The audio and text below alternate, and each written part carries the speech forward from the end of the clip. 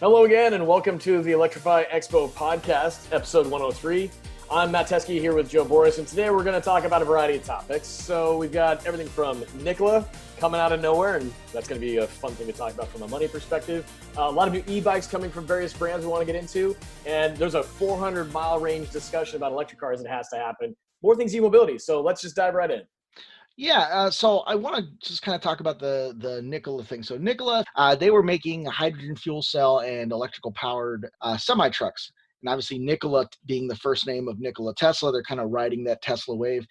And funny enough, for the last episode, we may have had some assumptions about Nikola's IPO that didn't quite pan out. What do you think? Well, we were talking privately about it. I don't know if we hit the record button. I think that, it's healthy skepticism of, healthy skepticism. Yeah. It's you don't want to just buy into it just because it's electric, and we are naturally biased towards electrified things. So healthy skepticism. How far off were we? About $22 billion? I think the part that I kept thinking about from where it was going to go from a valuation perspective is it going to stick to the old model of what we understand for valuation of companies, or is it going to be more of investment for the promise? And it was the latter. So it still drops even, but nevertheless, they got a lot in the door.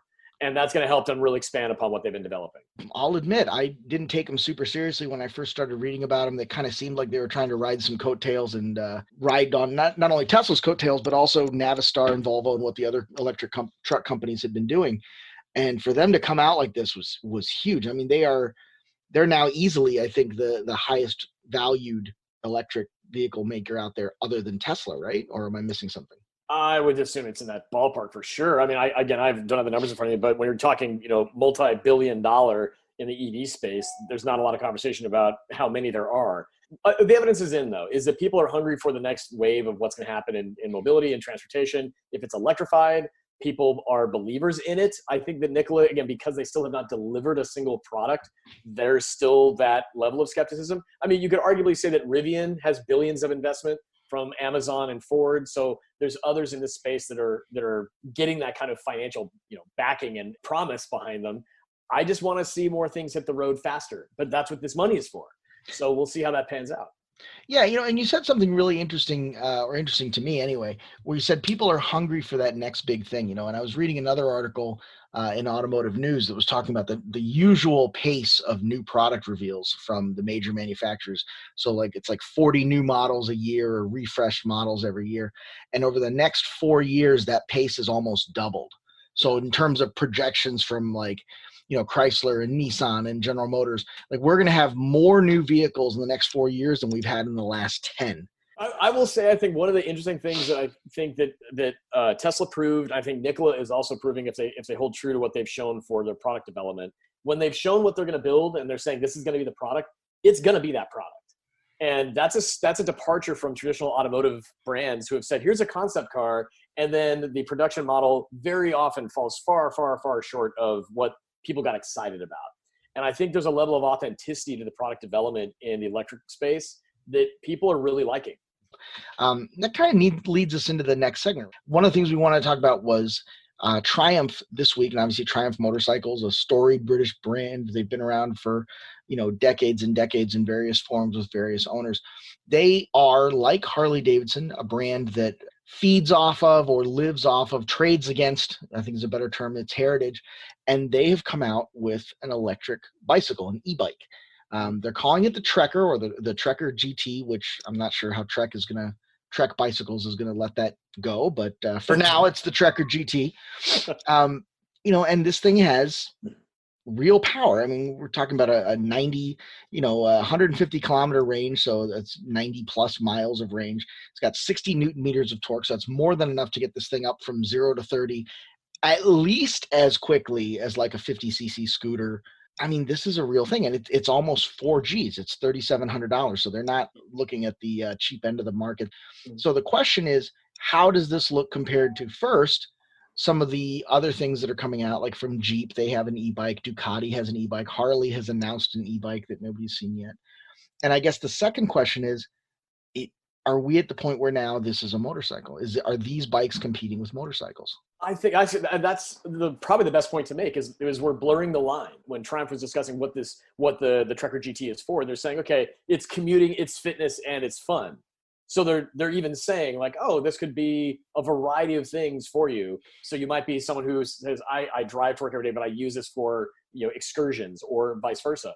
I mean, so I don't know. I think that the blurring the lines part of it is going to be hard for consumers to understand where these fit into their use case. And what traditionally was a bicycle or a motorcycle is now getting kind of squished together. I mean, I think the cool factor of what this is showing is that the price points, they're not extremely too far out there. But at least these brands, I mean, Ducati, Triumph, Harley, they are diving in head first into the electric space with product. They're proving, at least compared to like the automakers, that they're at least paying better attention.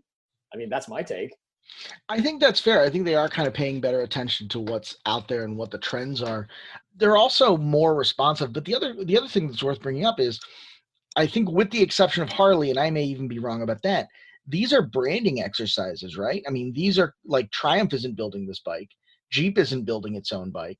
I mean, that's not to take away from it. Obviously, you go to who's building the best thing, you invest in them, you work together on a design that fits your needs, and you go from there. Actually, the Jeep e-bike has the best name ever. It's called the Quiet Cat.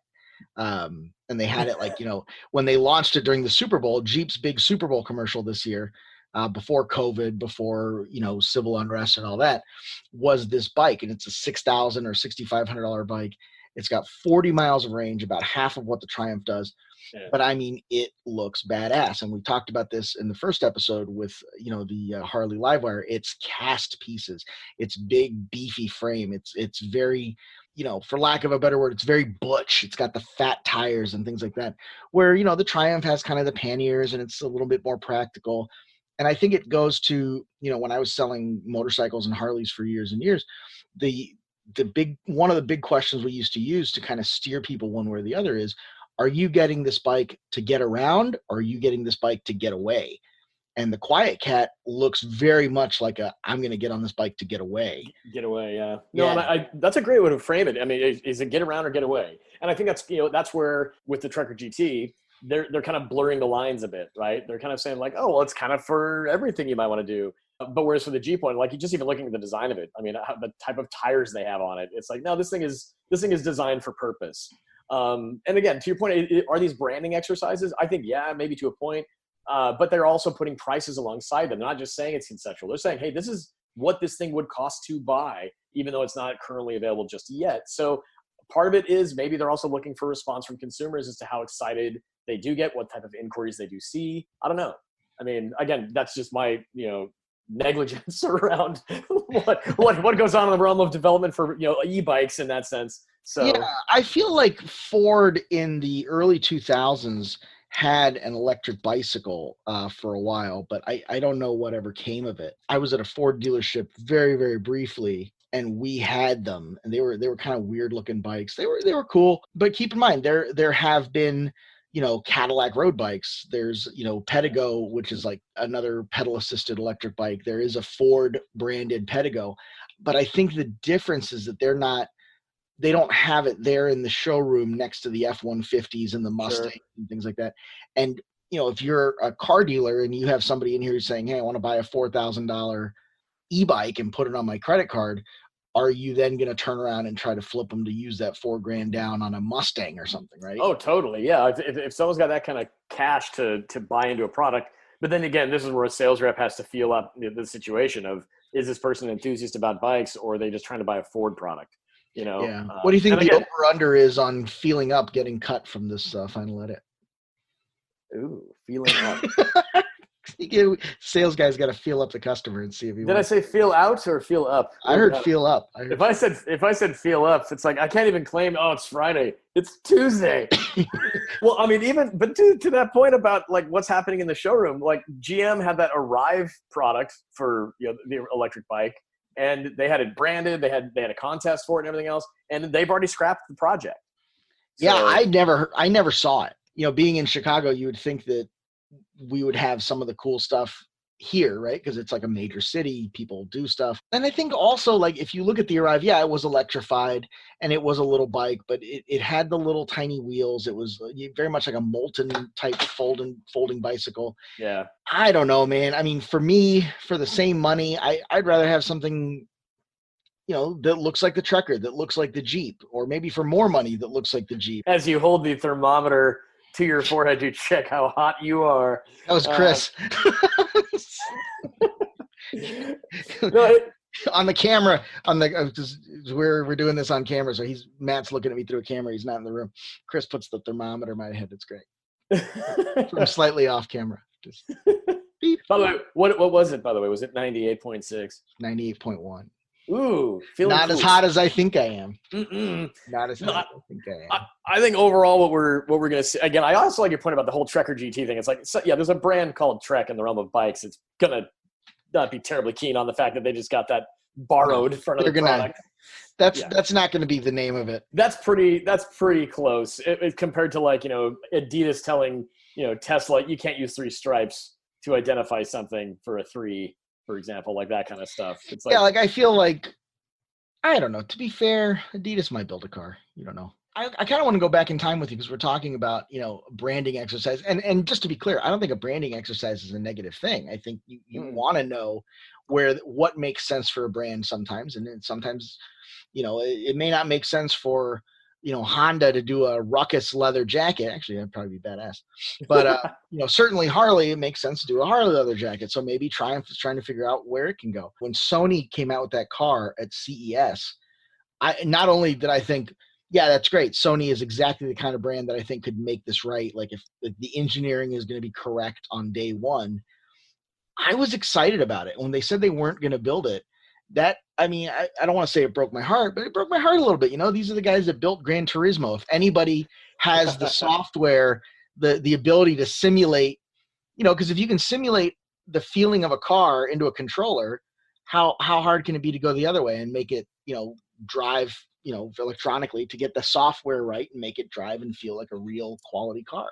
You'd like to think that they're the people for it. I think of those I know that were at CES when they saw the unveiling of that, some were obviously surprised. I think others were just kind of like, well, what is this really saying? I mean, are we really talking about a technology company really diving in and doing this? But to your point, as a branding exercise, it's, again, for them, they got the money. There's not only not an identification of brand, like in the way that people used to say, I'm a Chevy guy, I'm a Honda guy, whatever.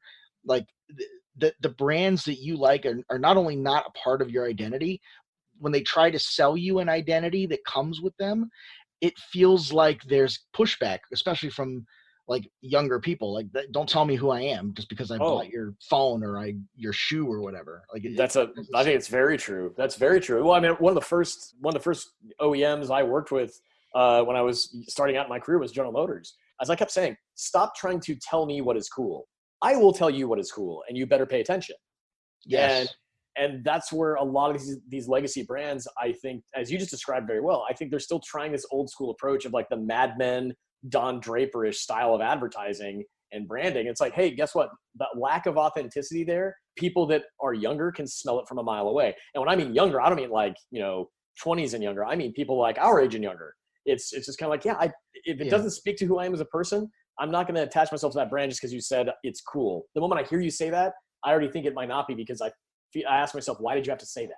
Yeah, and I think that, bringing us back full circle, I wonder how much these kind of bikes and these kind of vehicles are taking away from that 125cc, 50cc commuter dirt bike kind of market that's traditionally internal combustion.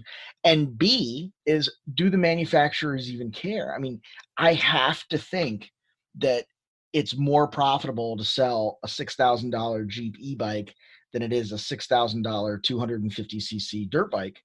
Mm-hmm. And maybe that's my own bias, but it seems like that would be a more profitable deal. If they've got the technology dialed, if they've got their batteries figured out in such a way that it's cost effective for them to produce it at volume, then I would agree 100%. Plus, it should be easier to manufacture if they have software and hardware dialed in for the drivetrain.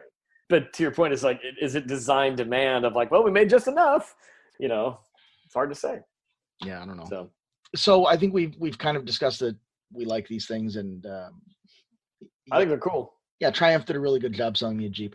Do you think these e-bikes, for all the money that they cost, are too easy to steal? That's a very good point. So yeah, if you're not paying attention well enough, and if you're, this is my brand new way of doing this, and if you're not familiar with how those things can be preyed upon, yeah, you might find that this is a new market for people thieving on things.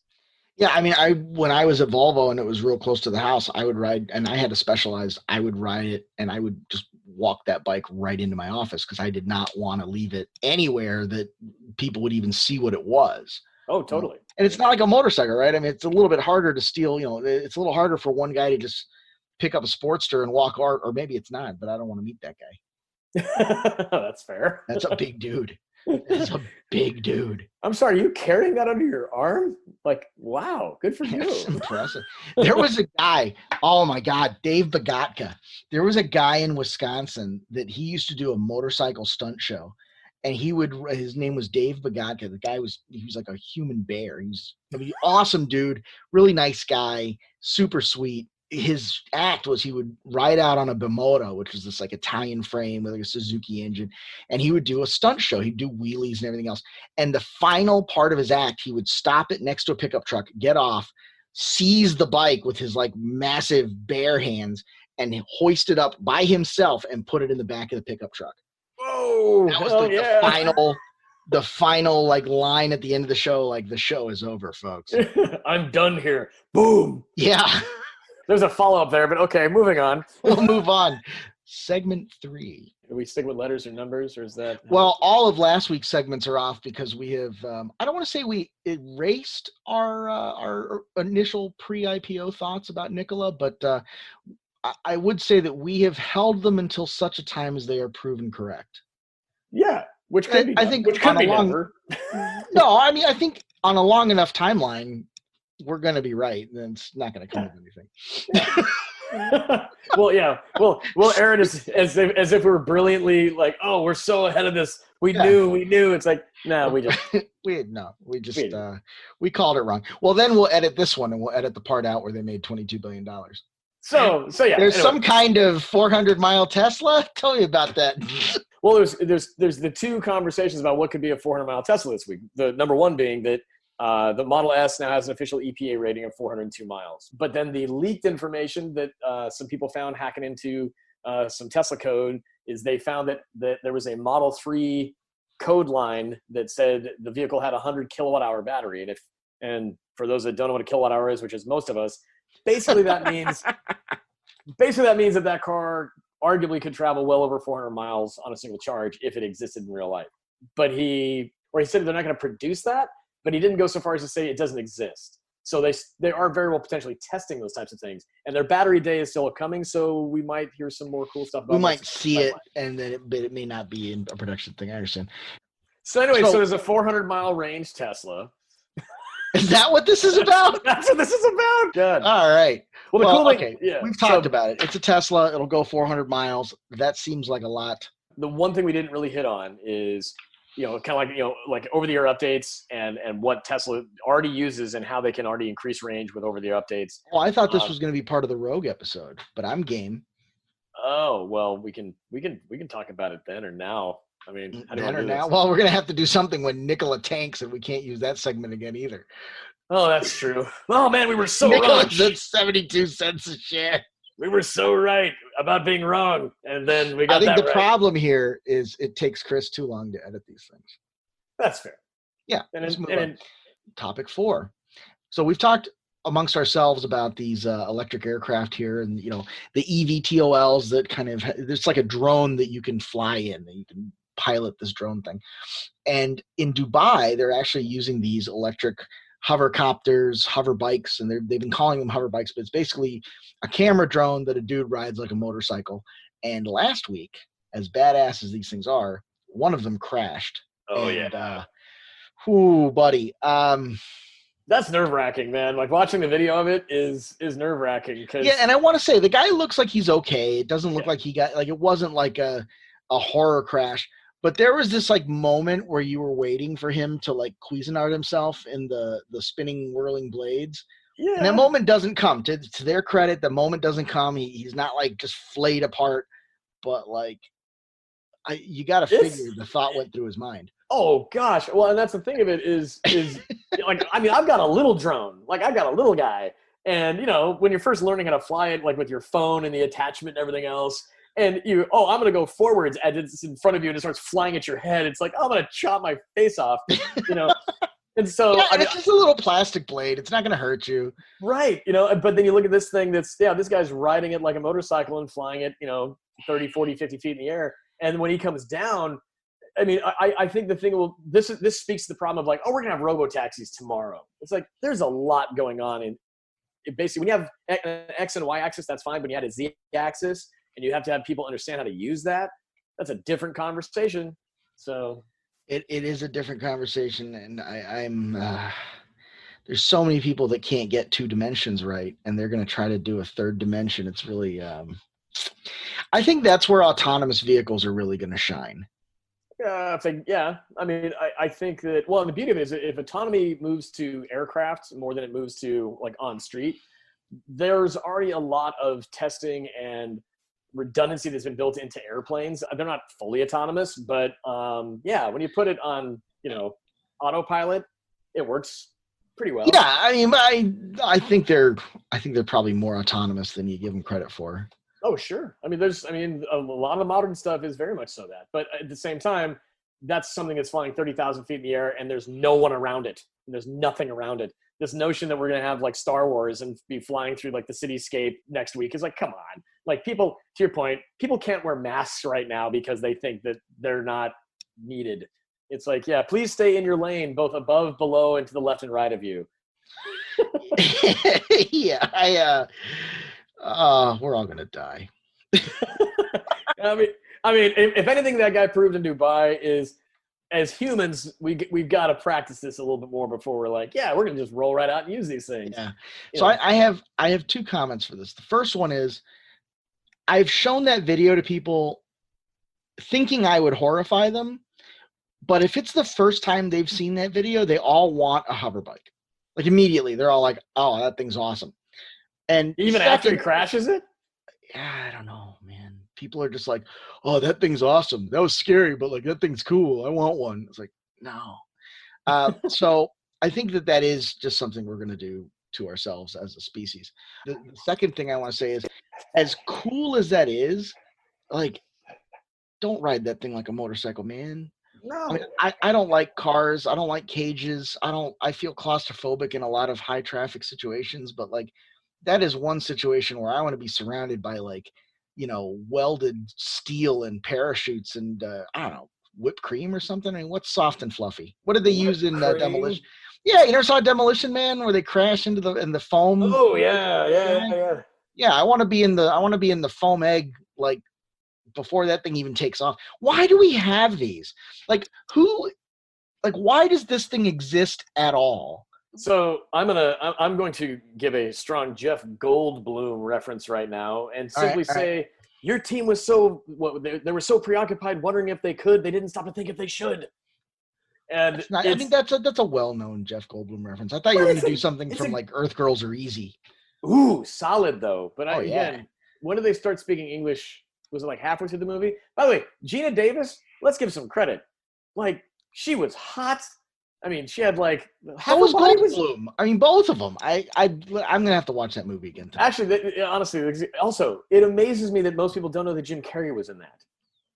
He was the orange one or something, right? Orange, yeah. He wasn't. No, yeah. He wasn't like the main cat alien. He was the red one. Yeah, like the reddish orange one. Yeah. Yeah, he was in that. I also like Once Bitten, but we're not as a society. We're not talking about that. Vampires became sexy, and Jim Carrey had more to do with that than children. But that's true. That is true. But the point being why do we have these things? It's because, I mean, we literally, like, we have the technology. We should try it out. Let's do this. Not with the sense, and partly, too, you have venture capitalists that then start funding things that have that type of a mission. Let's just do it because we can. That's a wrap for this episode of the Electrify Podcast. Be sure to find out more information about Electrify Expo on Facebook, Instagram, Twitter, and LinkedIn. to get information on all things e-mobility. We'll see you next week.